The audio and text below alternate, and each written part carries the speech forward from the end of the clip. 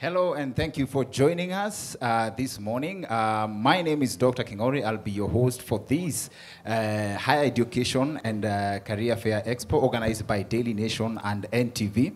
And to help us navigate this conversation on skilling for the future, we have a power panel. To my immediate right, we have Professor Charles Doherty. Professor Charles Doherty has been in healthcare for over 30 years. He's graduated as a nurse in the 70s, early 70s, I believe. And he has some very interesting vibes. In fact, I can't wait to get to hear what our other panelists will say about what he thinks about profession, about specifying specific medical fields or specialization in medicine. He has a very interesting point, and I believe ningependa kusikia what our other guest, who is right next to him, who is the executive director at Art at Work, anaitwa Mr. Roy Gitahi. Mr. Roy Gitahi is a very honest gentleman. He told me earlier that he has very honest conversations with his children about what he got in high school as far as academics is concerned. Alafu ni mse anapenda joke sana, so I believe he's okay when I say that he's the exact opposite in terms of academics of Professor Charles Doherty. Alafu right next to him we have Professor Bitange Ndemo, who is a professor of entrepreneurship at the University of Nairobi. Very, very happy to be with you here too, Professor. This is the second time on such a platform, and always a good choice for such a conversation. Alafu, our other guest has something special about him. When you read his profile, it's FCPA, CPA, Isaac. CPA Isaac Njogona. FCPA, his title has a title. He's here to represent CASNEB and professional bodies, and I believe we are very able to answer all the questions that you will have or you have within the time we have as far as careers are concerned. And when we started, I mentioned that Professor Charles has something very interesting to say about specialization in medicine. Professor had a point that I believe, please allow me to start with this, that there is no need for a doctor to go to school for 12 years to be a specialist. Like, you don't need, say, an eye doctor doesn't need to go through the whole procedure in medicine, undergraduate, your posting, and then going back now to school for a few more years. And he has a very interesting explanation to that. Professor. Thank you. Remembering that I have a job to keep, I need to keep the controversy contained. But, you know, in some parts of the world, to become an ophthalmologist, an eye surgeon, to spend all your days taking out cataracts, takes 12 years. Takes 12 years for that preparation. But in other parts of the world, you can do 1 or 2 years skills-focused training on all the steps required for these procedures and become an expert in those specific skills. Now, if we broke down medicine into a whole series of specific skills, then maybe we can look dramatically differently at the way that medical education is organized, especially as we're now approaching an era where robotics are truly proving their worth. They can deliver reliably the best quality of care in most circumstances, and where artificial intelligence is helping with decision support. So you don't need everyone in medicine to be an expert in everything. You can specialize much earlier on and still deliver probably a more efficient health service to your communities. Now, that is quite controversial given that the way that medicine is organized just now has a strong history, and the way that it's always been done will probably influence the way that it continues to be done. But if you were taking a radical look at it just now, then maybe you could do things differently. There are risks, but these could be managed. That would be my point. Okay, thank you very much. I would like to hear what the other panelists have to say about that, but you can respond to maybe a specific question and then add something onto what Professor Charles says. Mr. Roy, Mr. Roy is the executive director at Art at Work, so which means he really believes in the creative industry, and he has done tremendous job in that line. And he also mentioned something very interesting. You ensured that your children excelled without giving them pressure based on your performance when you are in school. Please shed more light on that. It was one of those private conversations, but anyway. When we were growing up, we always used to be told by our parents, by the way, I was #1 in class, so that it will inspire you to actually do better. But the truth of the matter is, records do not lie. Your parents were never close to #1, for many of them. And so I also realized that we put a lot of undue pressure on our kids, where we tell them to become doctors, lawyers, engineers, pilots, na kadhalika, where you tell them there's a very narrow spectrum of jobs that they can be able to take, and including medicine. But the thing is, our children are gifted differently, all right? In my house, I know I have creatives. I have no hopes for a doctor or a lawyer, so it's okay. But the thing is, what are we going to do with that generation of very gifted people in music, arts, dance, and creative writing, and all these kind of things? There's not much effort that has been put into that. Even if you listen to parents introducing their children, what do they say? Isaac over there is an accountant. You say, professor here is a professor. Skip this one, go to the next one, who's a doctor. Why? Because the thing is, what has the third one done? Huyu anatubiaga wakati kuna sherehe, all right? You're the person who sings for them. So we tend to water down talent that is actually becoming very important. He mentioned robotics, automation, and artificial intelligence. Those are quickly taking over jobs. But in the creative sector, you'll never sit for a concert, hopefully, in the near future, that is being sung by robots, okay? You'll always listen to other people. You'll want to listen to a story narrated by a person, not a machine, all right? And so I would implore people to, and what you do at Art at Work then is to encourage the exploration of this particular career so that your child now becomes anything they want to become. A blogger, a vlogger, social media influencer, footballer, basketballer, and those kind of things. Interesting. But you also say that our parents or parents in general don't focus on the creative industry because there are no structures. True. One of the things that we did is that you begin to ask, how do people perceive creatives, all right? It is when you have failed. When you've gotten an F is when you become a doctor, what is it called, a dancer, when you become a musician or something. You're perceived to have failed first in the education system before then you qualify to become a creative, okay? So these are the kind of things now that we are now trying to change, that somebody can actually get a career and monetize. So some of the things that we're looking at is structure.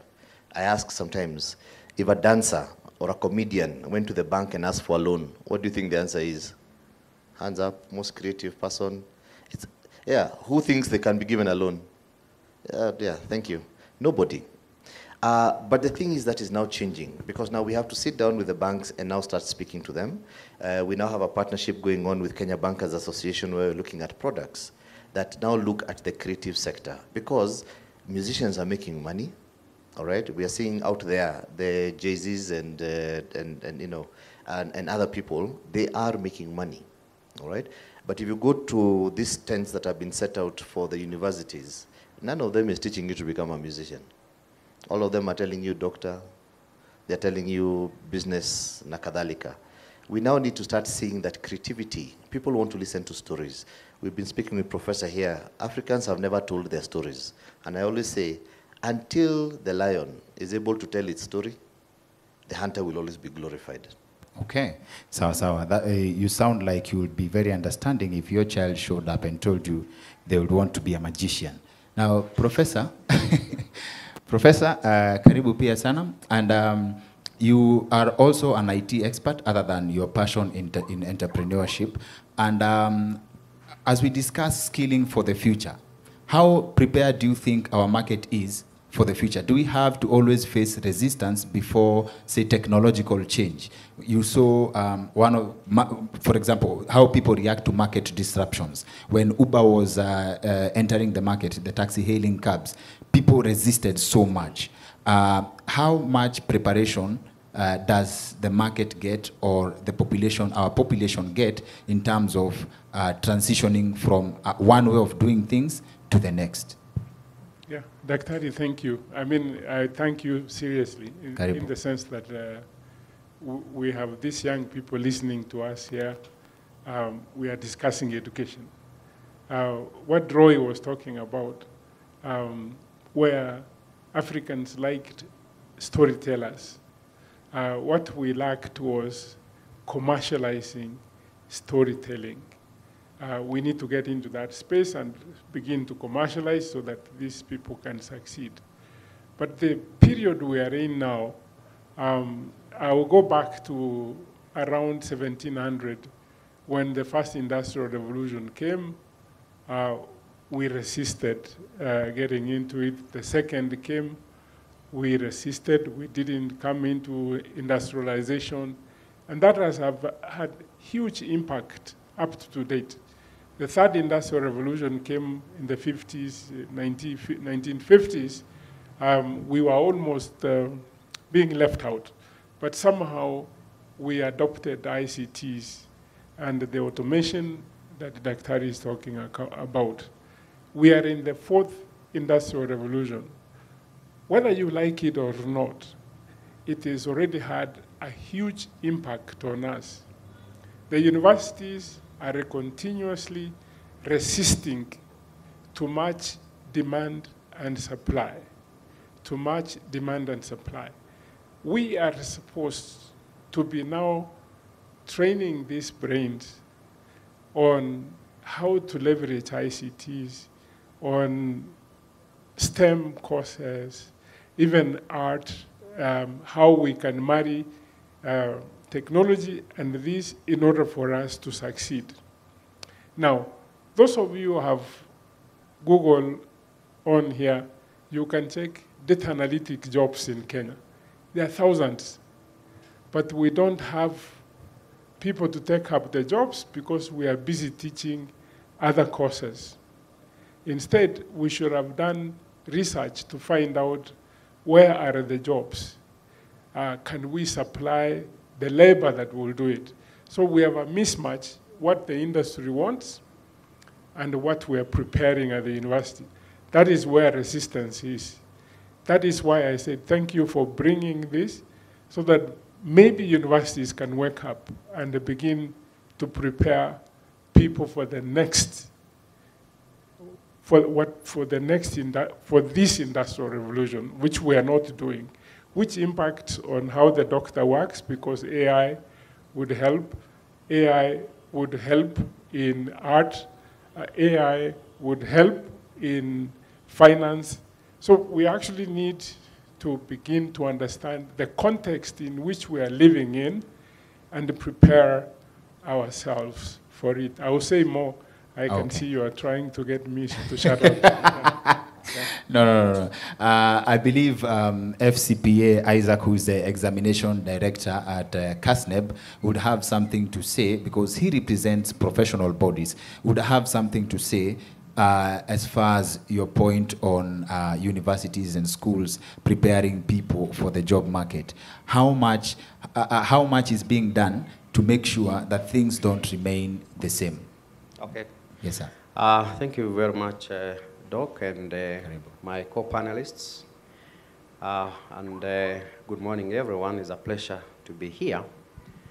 To pick up from where Prof left in terms of the mismatch between what the education sector is providing and what the industry is demanding, to note that the world is changing and changing very fast.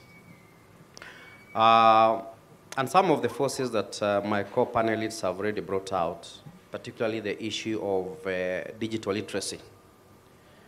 Digitization now cuts across all professions, specializations, the world of art. It cuts across. So we have as a profession to see how our professionals, current and future, will be literate digitally. That's number one.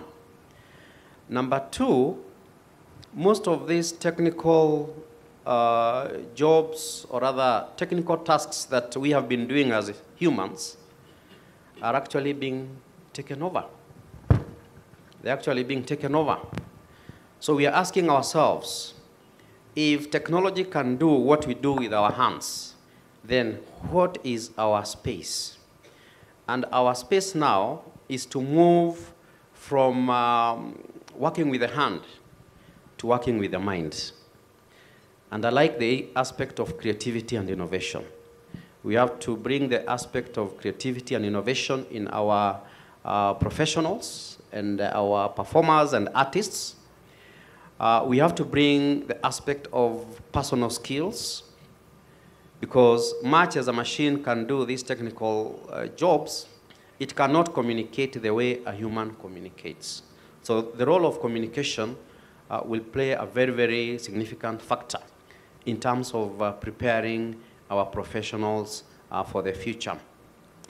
And just to add on that, personal skills. We have to enhance the issue of emotional intelligence, because machines, you cannot say machines have emotions. They have no emotions. It is us humans. So as professionals of today and the future, we must see how we are going to incorporate the aspect of emotional intelligence so that we can handle various situations, we can handle various stresses at the workplace. So it's more of the mind than the hand.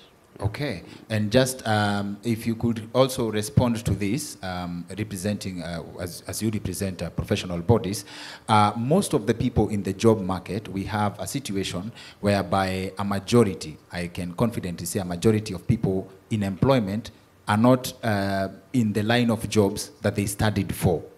Is there a way that can be, is there something that can be done before people are let into the job market? And how much should be done in terms of specialization?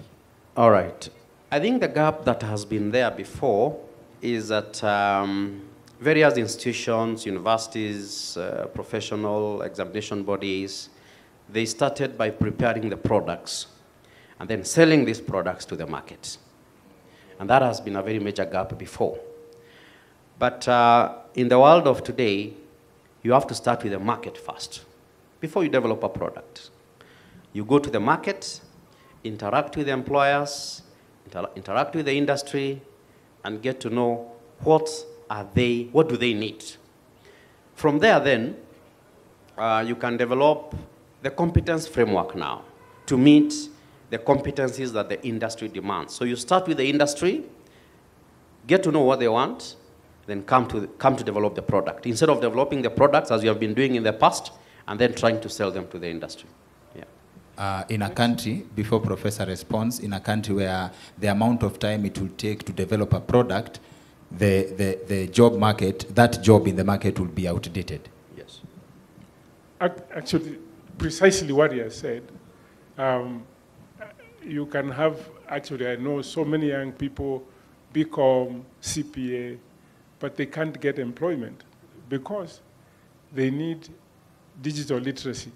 Why? Because the computer now does the double entry which they used to do.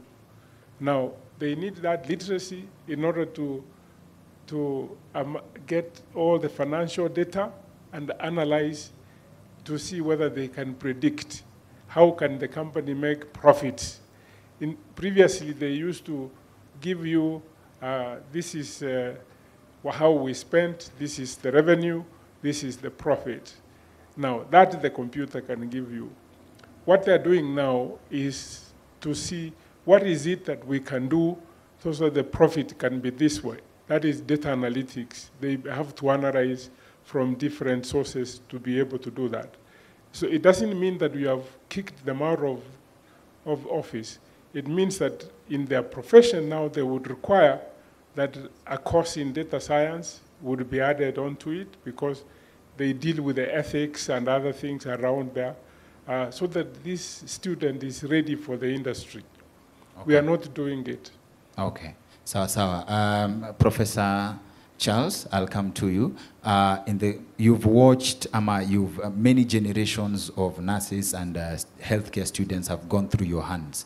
In terms of skilling for the future, what are your observations in the changing times? What's the difference between the students being produced now versus when you started teaching?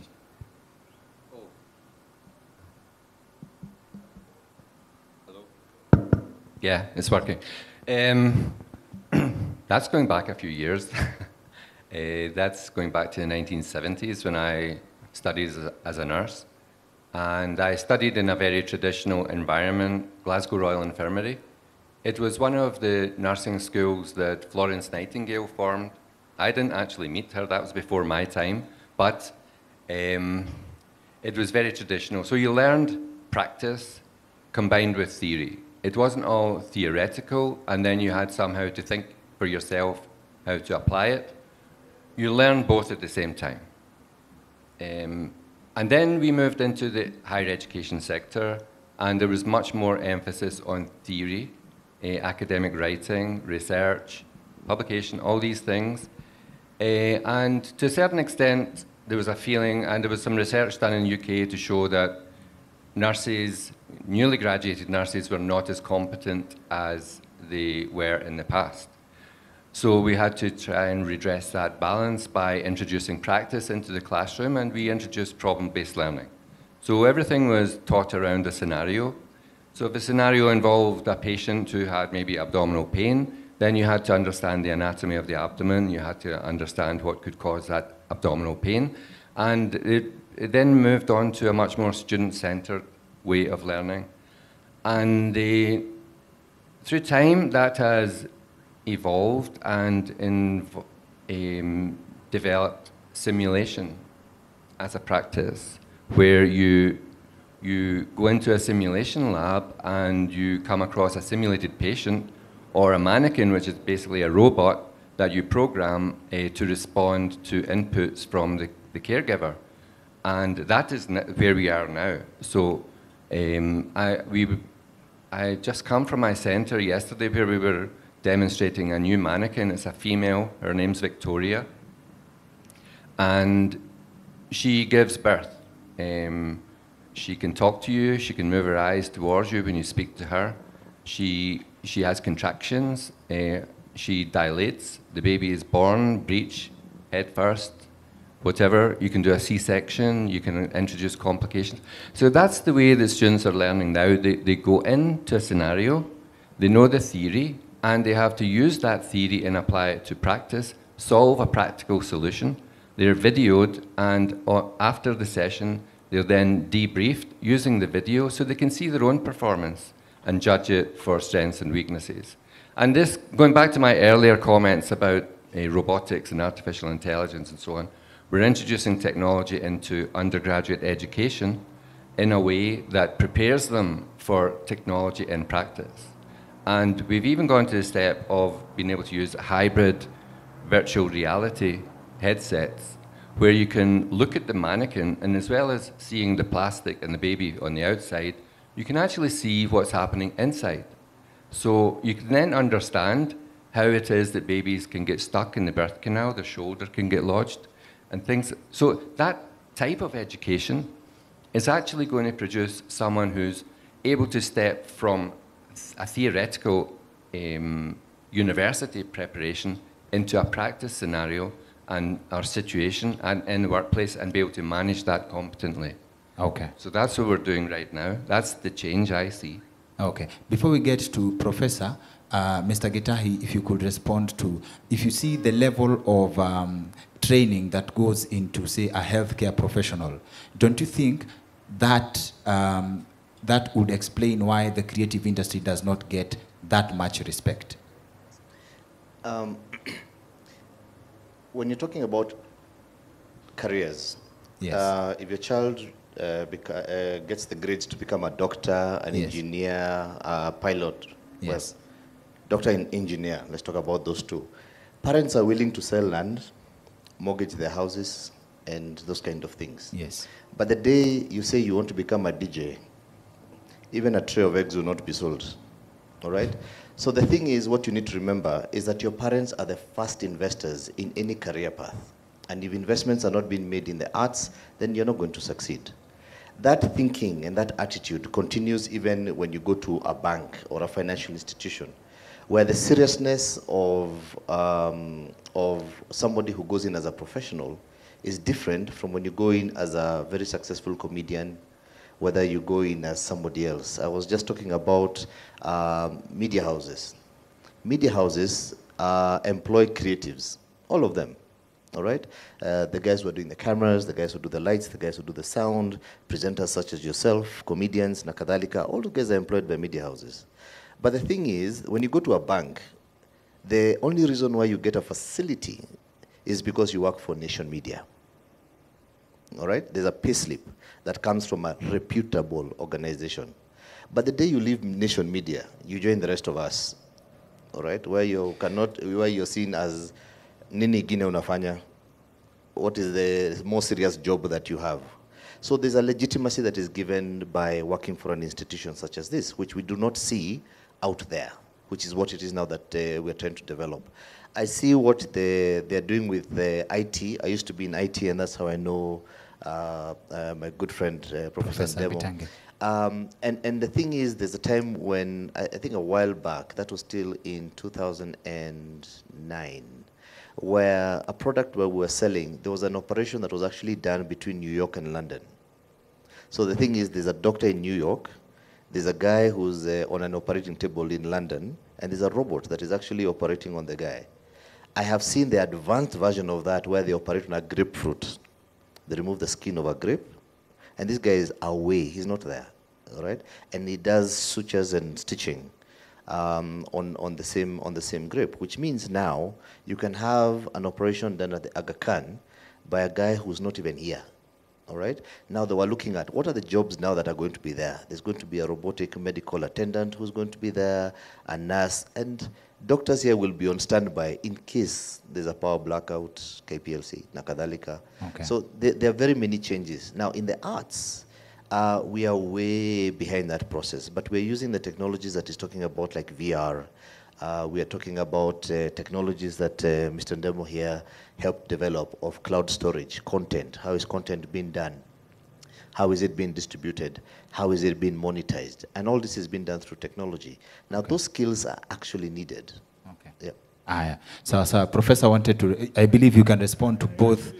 Yes. I wanted to help my brother here. There is no scientist who doesn't need an artist. What Professor was talking about is what you call immersive learning. You are there. Yes. But what has happened is that doctors used to operate, and then they find the anatomy of the person is different from what they were thinking.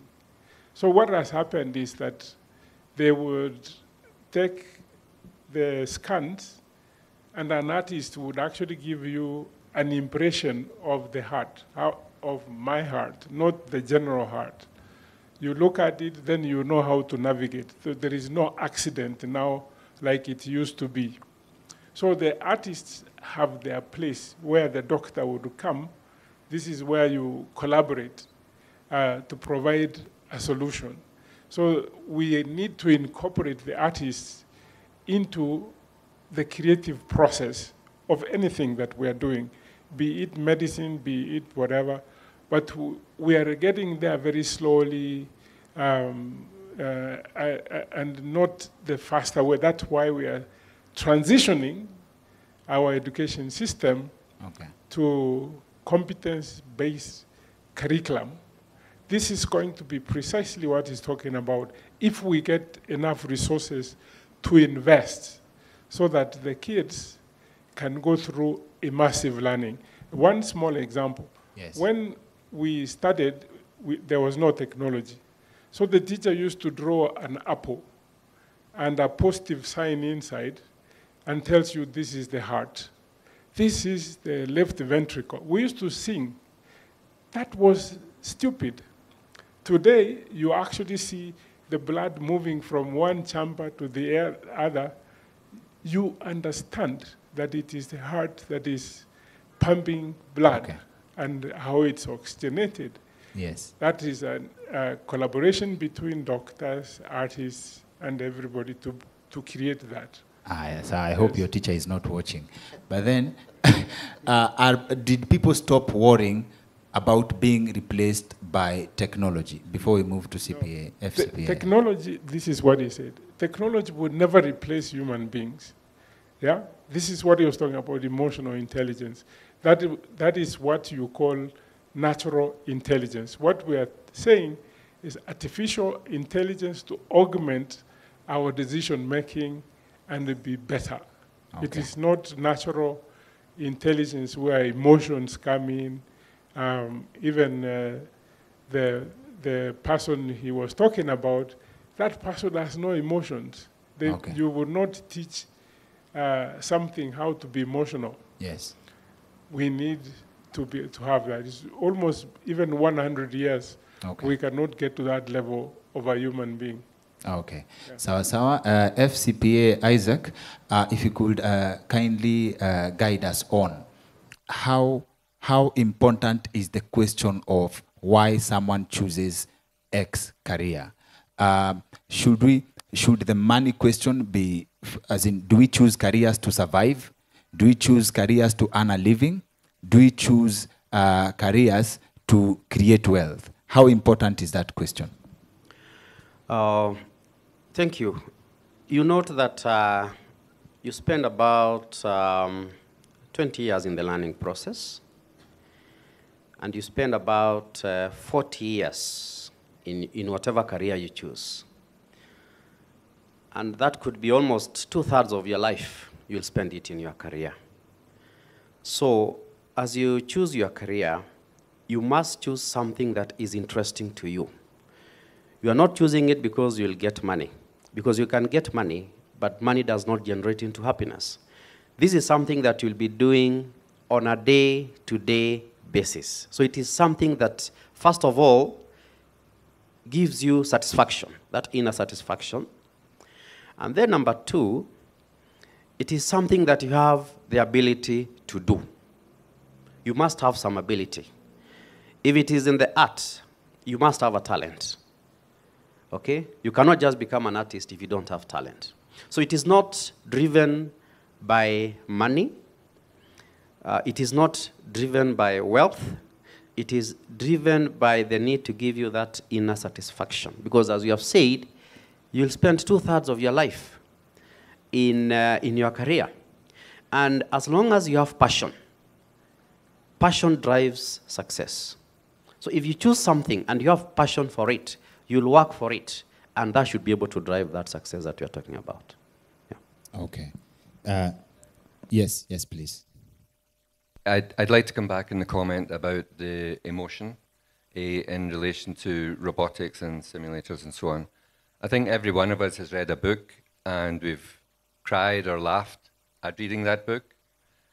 When you look at the book, it's paper and ink.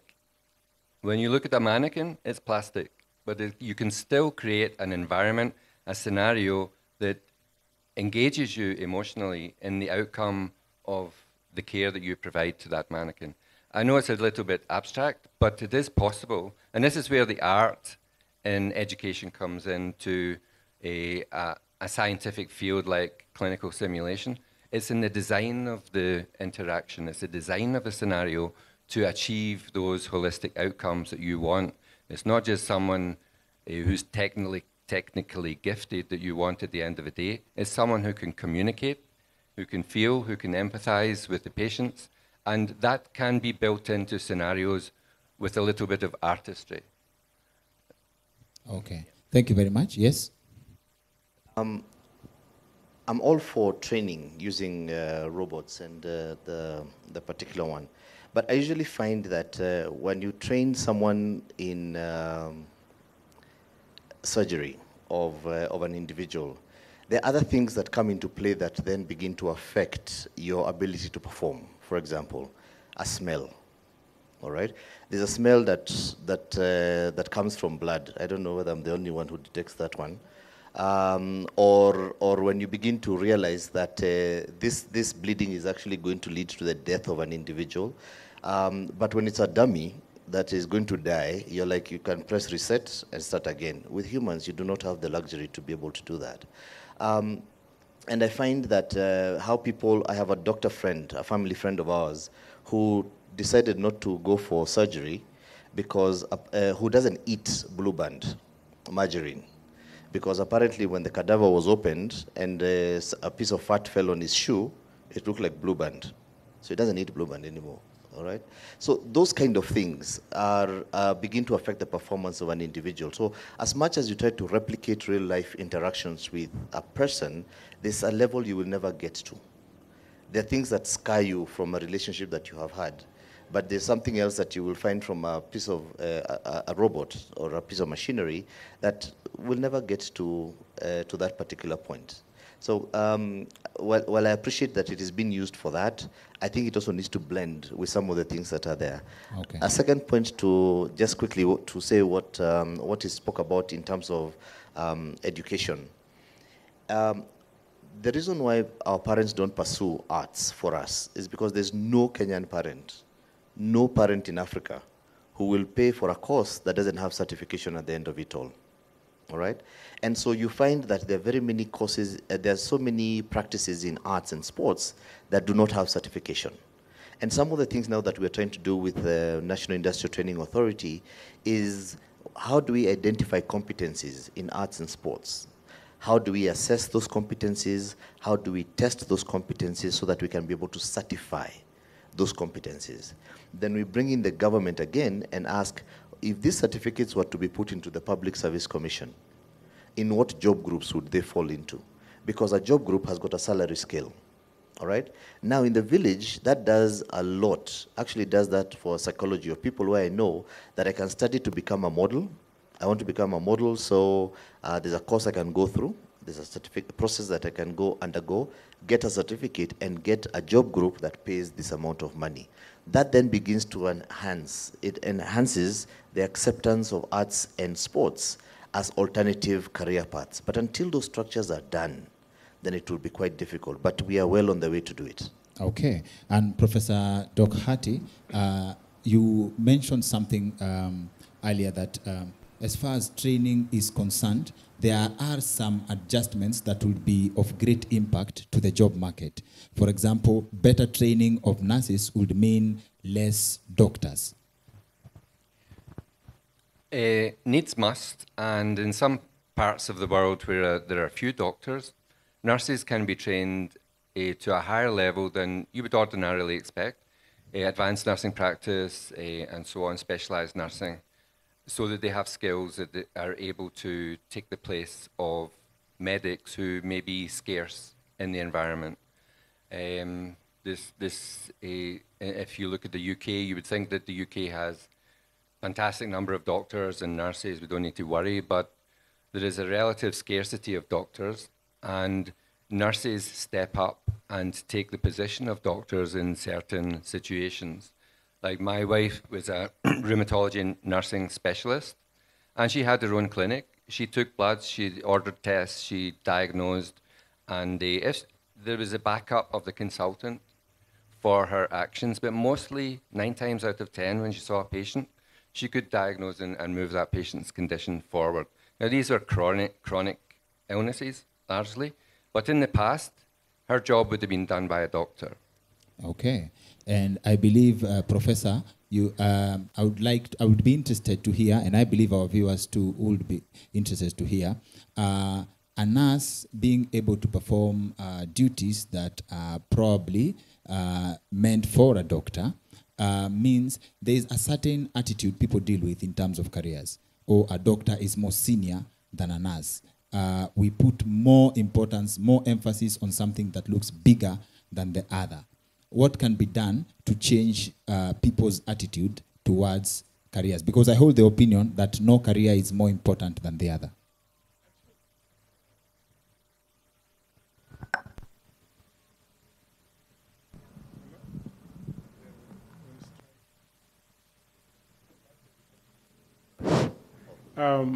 Even here in Kenya, by the way, the doctors perform like 20% of the needs of the patient.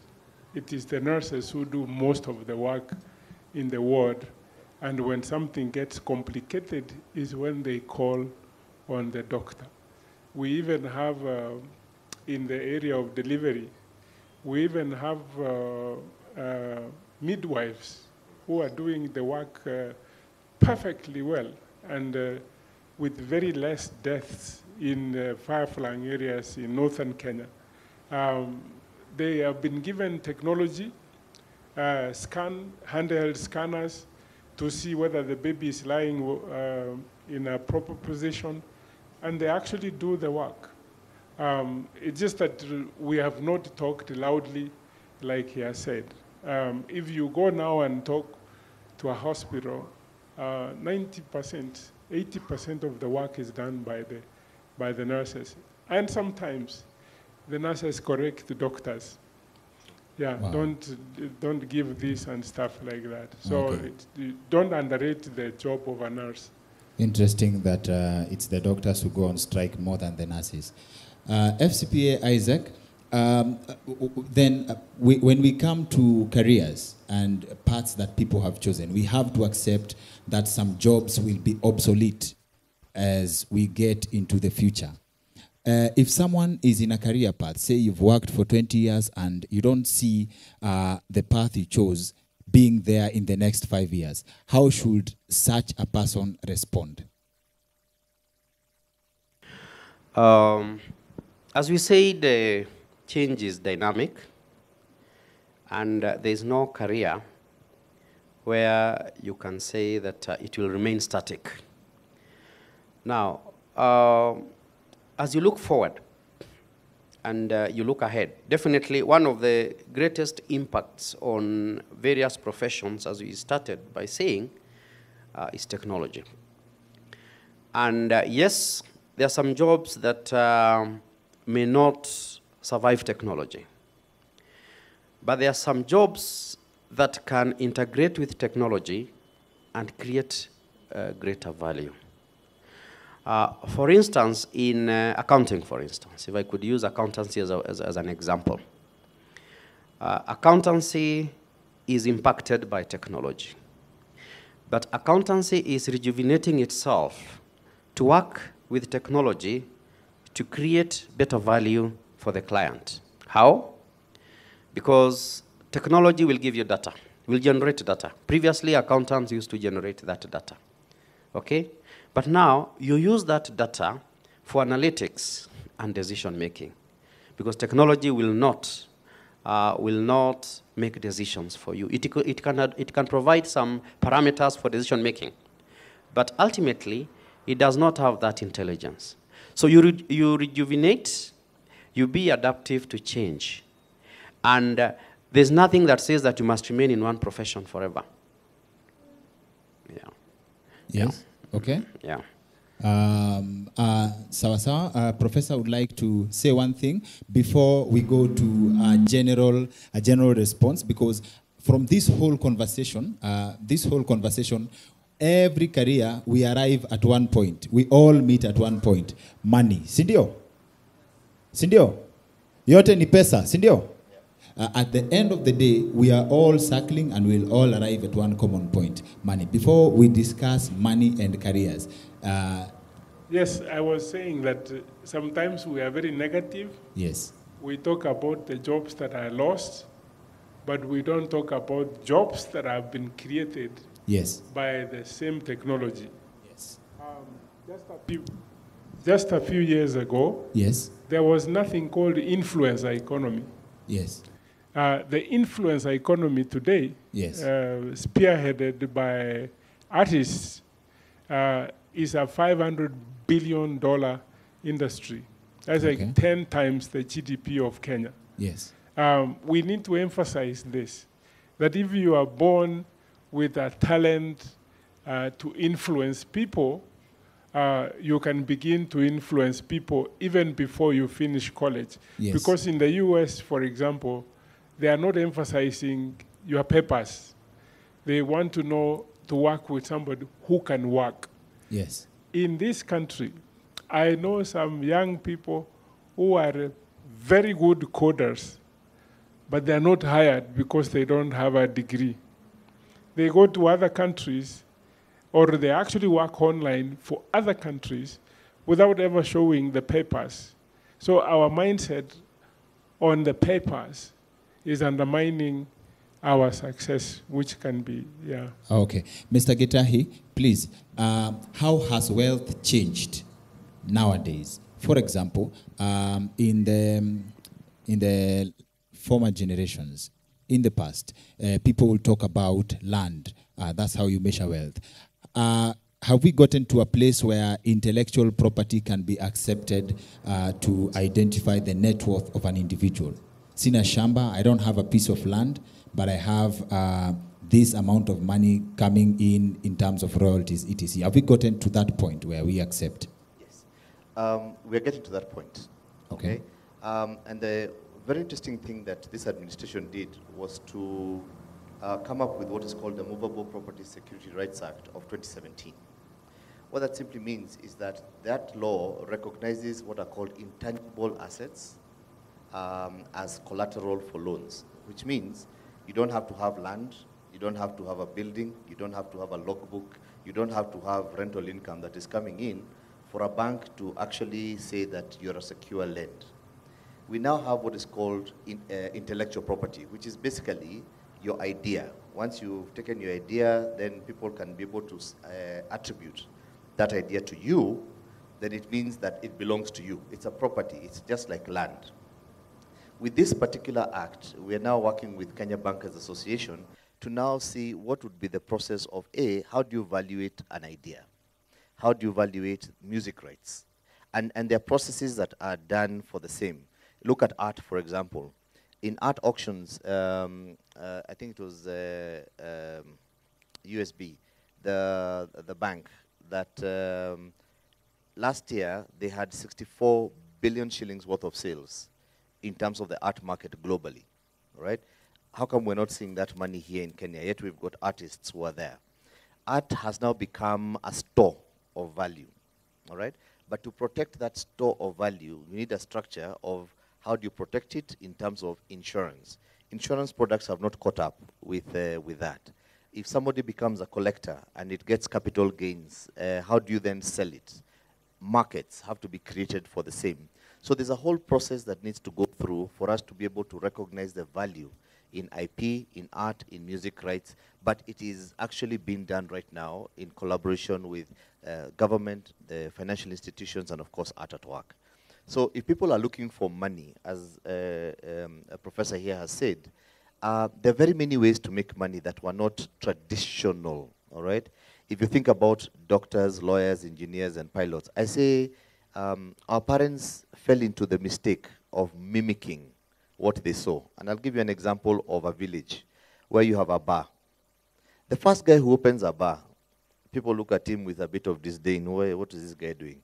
But the minute he buys a pickup, a piece of land and a few cows, everybody opens a bar, all right? So they saw what then afterwards, the business goes down because there are too many people who are doing the same thing.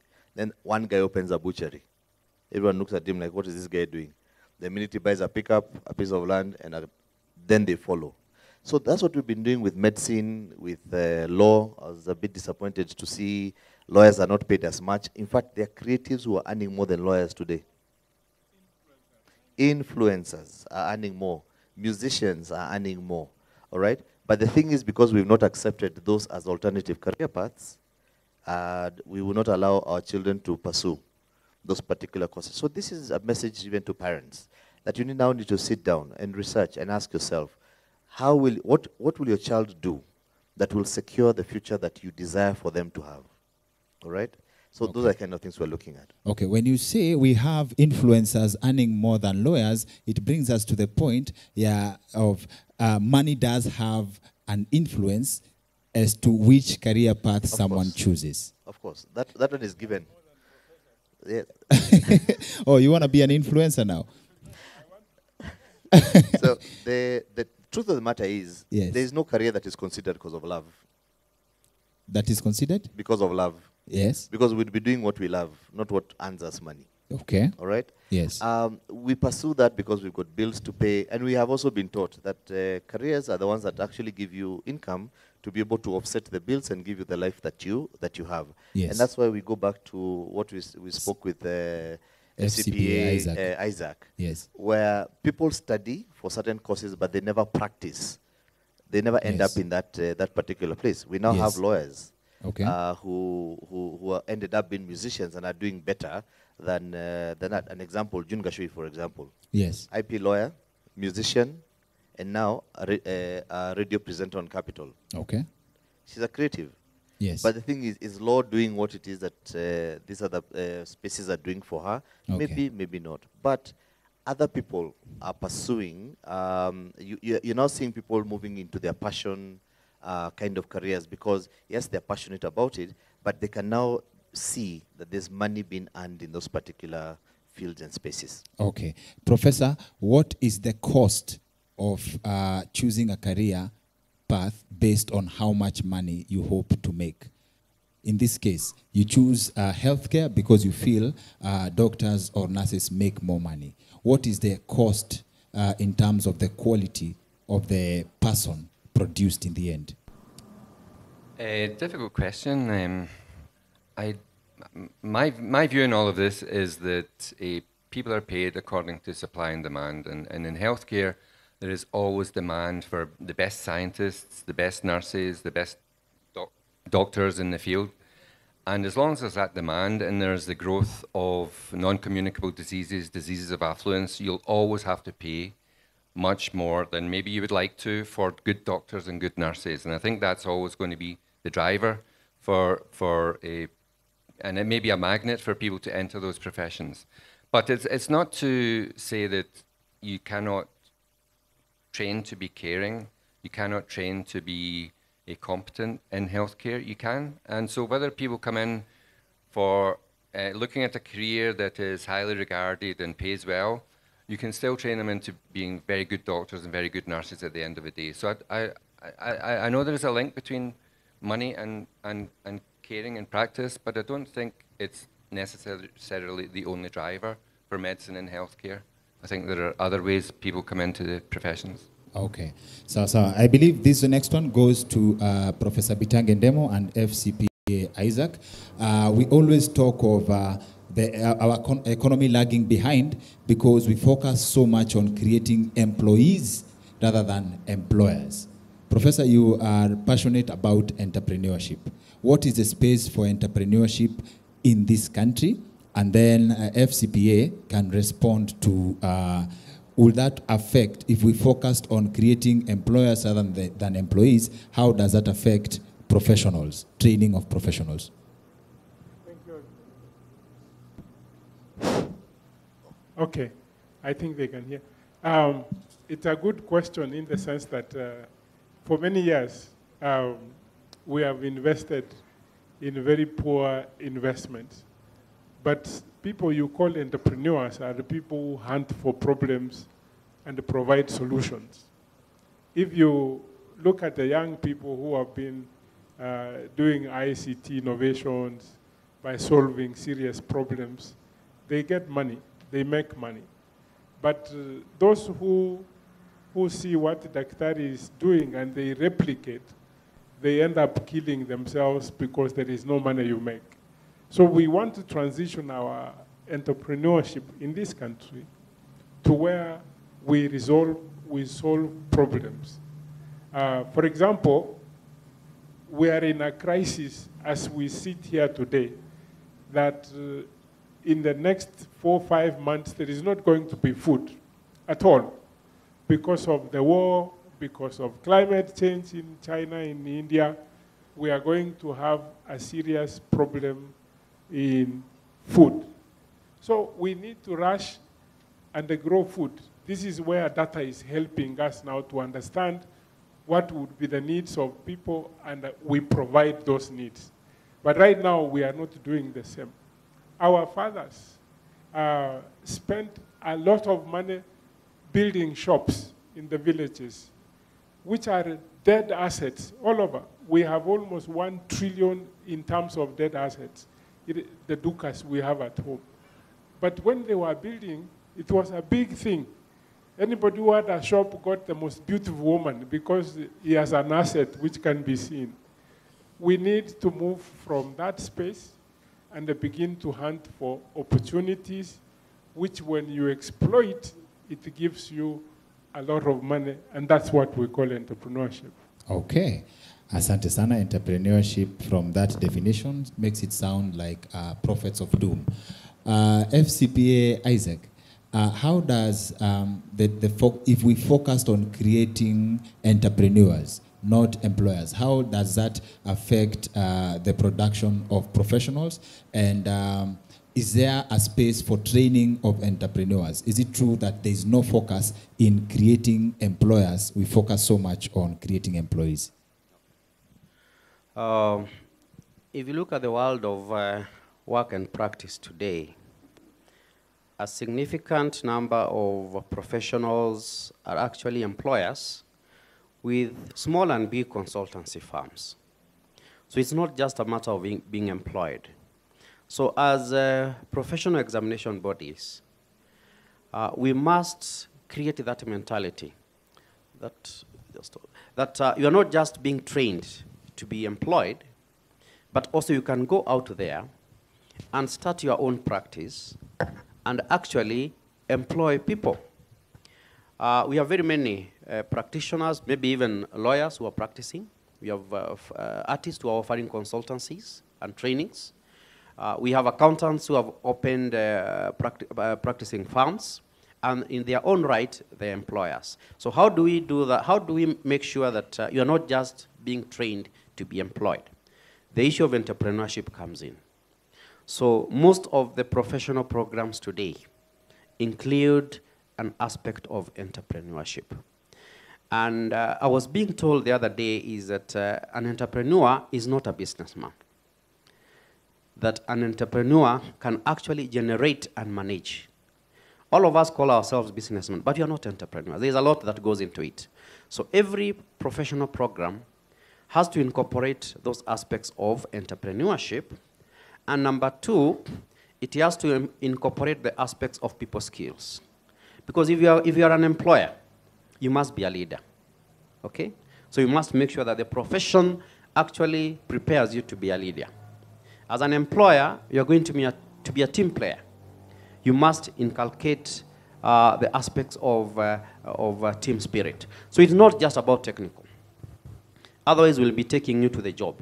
But it is building you as someone who can be in charge of other people, as someone who can generate ideas through entrepreneurship and actually grow a business. And the world we are going into today, and arising from the impact of the pandemic, you can see many people actually were affected. They lost their jobs. But a number of them have been able to rejuvenate themselves. Some are working from home and offering consultancies. So it's not just about being employed. Yeah. Okay. Sawa. And I believe this, we can have a final response from each of our panelists before we close our live program on TV, and then we take it over to our audience engagement with our panelists, with their permission, of course. The question of what's your advice to the person looking for a job in today's market? I believe we can start with FCPA. Isaac, what's your advice to the person looking for a job in today's market? This could be a graduate. This could be someone in the process. Okay. I think if you're looking for a job in the market today, you must first of all realize that you are many like you. Many that have similar qualifications as yourself. So your focus would be to make yourself different and gain that competitive edge. So how do you make yourself different?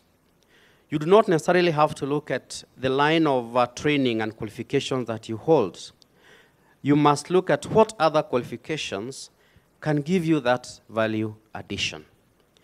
We are told that in the next 5 to 10 years, employers will be focusing more not on your technical skills, but on your intellectual and interpersonal skills.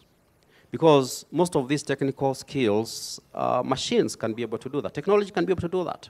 So you must enhance your personal and interpersonal skills. You must go beyond the programs you have done. You must attend courses that will enhance your communication skills, your team skills, your emotional intelligence. So I would advise then that you build you are a brand, you know? Each one of you is a brand. And you have many brands in the market. What would make the employer go for product A and not product B? It is because of the value. So you must provide more beyond your technical abilities to the employer that you intend to provide your services to. Yeah. Okay, thank you, Professor. Yes, I just share my experience in the sense that when I was a student in the US, I had to do anything to pay for my fees. I mean, anything, cleaning, doing work, and whatever. I came back home, there was no job, so I had to sell vegetables to Europeans. All I'm trying to say, look at the bottom line. Today, there are so many jobs online. It's just that we have not trained people on how to use something called internet. Because sometimes I get someone saying, oh, we have some people coming to Kenya, they want to learn Swahili. So please, please, please, and you get someone who says, no, that is not what I studied. And I usually keep quiet. And of course, if it is urgent, I spend 2-3 hours to tell them how to greet some jambo sana. They laugh. They pay you $100 an hour. So look at the bottom line.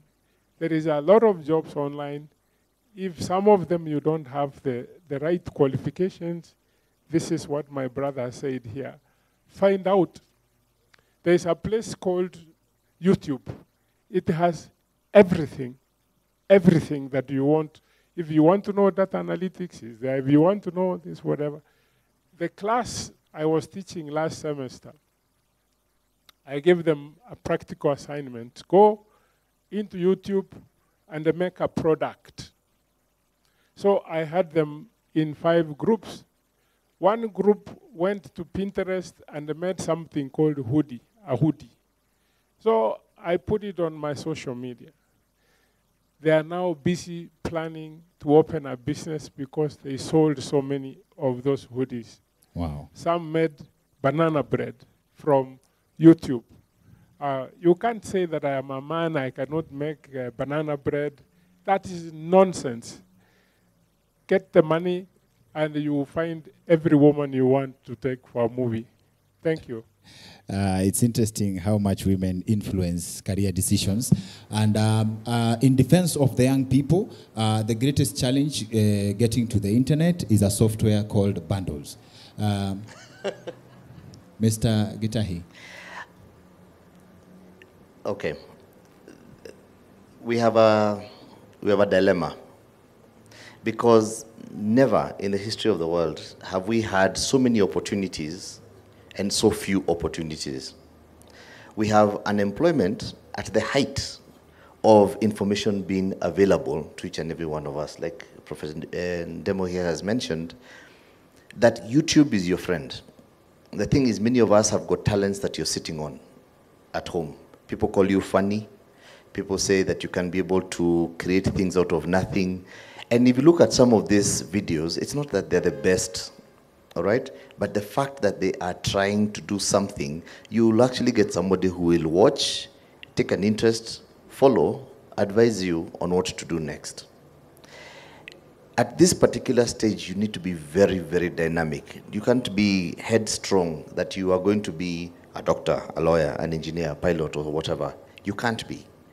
And the thing is, you have to be dynamic. If you're a blend of, you can be able to create videos very well, but your parents have insisted you become a lawyer, become that lawyer. But also become the YouTube lawyer who advises on things like accidents. I mean, how many times have we required somebody to tell you that when you get into an accident, do not admit liability, but immediately your insurance company does not want to pay you. Who knows how to do that? We don't know. But there are people who are out there who can create YouTube channels who will tell you, this is the process that you need to follow, but for more information, contact me. It's a platform. And so there are very many opportunities out there, but as I said, I don't think we have been taught how to take advantage of that. Google is your friend, only when you know how to use it. Okay. Asante sana. Professor Doherty will close this live session for us, please. Yeah, thanks very much. I think the best advice is to go into a job that allows you room for growth and diversification and choices to be made further down the line. Look at the transferable skills that you can pick up for your next job, because this job that you choose is not going to be your last. So look at your own continuing growth and development and choose something that doesn't narrow you down and confine you into a dead end and allows you to make choices further down the line as you grow and develop and mature and your views change. I think it's a difficult ask, but many of the professions offer those kinds of choices. So if you go into nursing, I'm a nurse. I'm here. What am I doing in Kenya? But I'm a nurse. I trained in Glasgow. I've had a diverse career. Medicine offers the same opportunities as well. And I think there are many other professions offer that diversification further down the line.